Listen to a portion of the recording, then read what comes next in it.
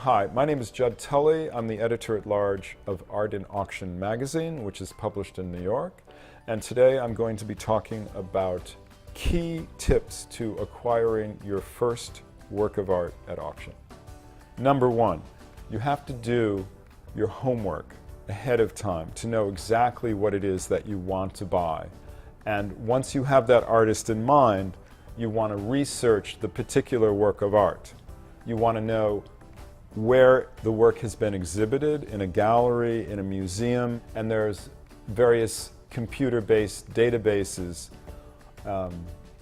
that are available that you can actually look and find out what something sold for previously. And up until about 10 years ago, this was information closely held by dealers and auction houses, where a collector would not have access to. Has it been damaged? It's just like buying a car in that sense, a used car. It would be a very classy used car, but you want to find out, did it have a collision? Did, as famously happened to the Picasso in Las Vegas, where Steve Wynn literally put his elbow through a painting worth $100 million. You need to find out these things that are not visible to the naked eye.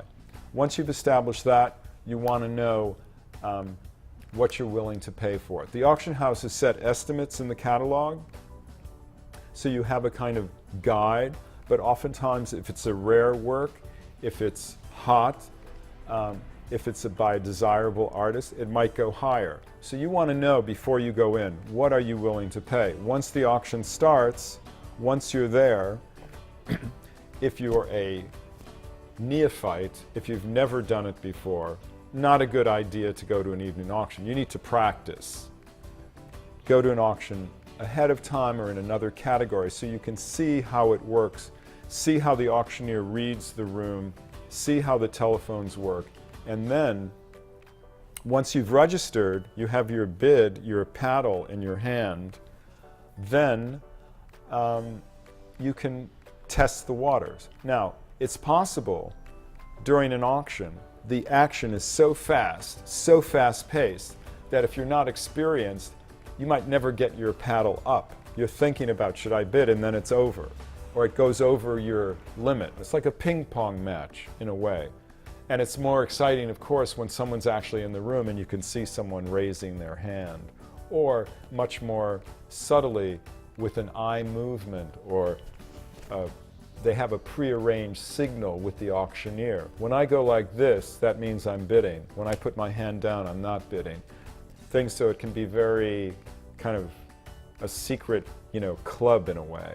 I mean, it's something you might even see in a movie, but one thing you don't want to do in an auction, for instance, is a lot of hand move. You don't want to raise, oh, Charlie over there, or that's my friend, because the auctioneer, it's unlikely because they're professionals, might think you're bidding, and they might actually make a joke at your expense by, are you really bidding there, Mr. Smith or Miss Jones?